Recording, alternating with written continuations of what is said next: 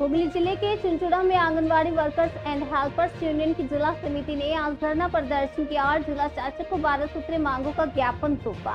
Union के राज्य और जिला नेताओं ने बताया कि लंबे समय से आंगनबाड़ी कर्मियों और सहायिकाओं की न्यायोचित मांगे पूरी नहीं हो रही हैं। उनकी प्रमुख मांगों में प्रत्येक केंद्र के नाम पर सिम कार्ड सहित स्मार्टफोन उपलब्ध कराना, इंटरनेट भत्ते का भुगतान, ई-केवाईसी प्रक्रिया समाप्त करना, जर्जर केंद्रों की मरम्मत, ईंधन व सब्जी बिल समय पर भुगतान और आंगनबाड़ी कर्मियों को सरकारी कर्मचारी का दर्जा देना शामिल है।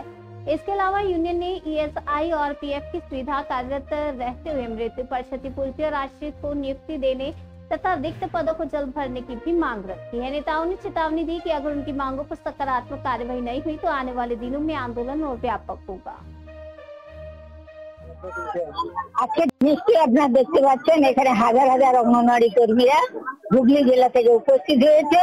এখানে ডিএম এবং ডিপিও কে ডেপুটেশন দেওয়ার জন্য প্রধান উদ্দেশ্য হচ্ছে ই-কেওয়াইসি নামে একটি অ্যাপস নিয়ে এসেছে। দীর্ঘদিন থেকে কেন্দ্রীয় সরকার পোষণ রেখা নামে একটি অ্যাপস নিয়েছিল। সেই অ্যাপসটি যেদিন আনে তখনই আমরা চেয়েছিলাম যে সরকার মোবাইল দিক, তার মোবাইলেই আমরা এই অ্যাপসের কাজ করব। এখানে ৩-৪ বছর ধরে হয়ে গেল, সেই মোবাইল এখনো আমরা পেলাম না। ৩বার করে মোবাইল ঘোষণা হয়েছে, সে মোবাইলের টাকা কোথায় চলে গেছে জানি না। এখন নতুন করে আবার 10,000 টাকা মোবাইল দেবে বলেছে।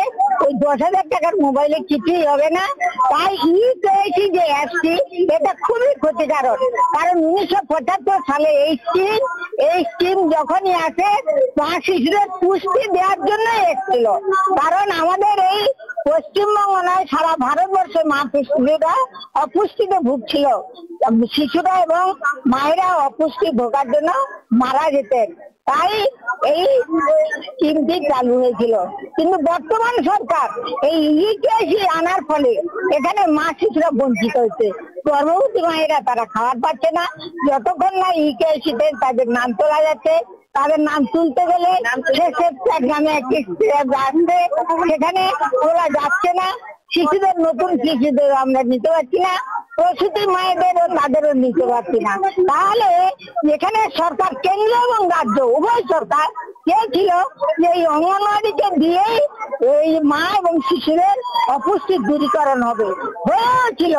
একদিন এই রাজ্য সরকার ঘোষণাও করেছিলেন অঙ্গনওয়াড়ি কর্মীদের জন্য মা শিশুরা অপুষ্টির হাত থেকে মুক্তি পেয়েছে এবং অনেকে মারা যেত, তারা এখন আর যায়নি। আজকের আমাদের এই 12 দফা দাবি নিয়ে আমরা এখানে এসেছি।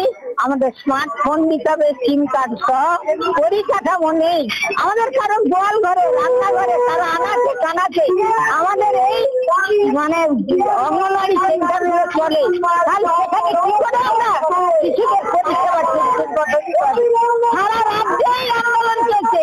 আজকে শুধু হুগলি জেলা নয়, সারা রাজ্যে পুরুলিয়া থেকে সাগর থেকে সর্বত্রে কিন্তু এই রাজ্যে আমাদের এই ই-কেওয়াইসি কাজ করবে না বলে কর্মীরা যাতে মাতৃরা অপুষ্টির হাত থেকে যাতে রেহাই পায়, তাই তারা সমস্ত অঙ্গনওয়াড়ি কর্মীরা এক হয়েছে, তারা এই ই-কেওয়াইসি কাজ করবে না।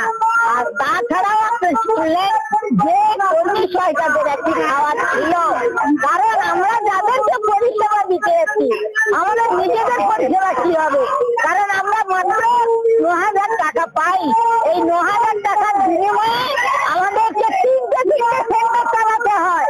এই 3টে সেন্টার ভাবুন, একটি কর্মীকে 3টে সেন্টার চালাতে গেলে সেই কর্মীটি একটি পারে না, তাকে তার বাড়ির লোকজনকে সাহায্য করতে হয়।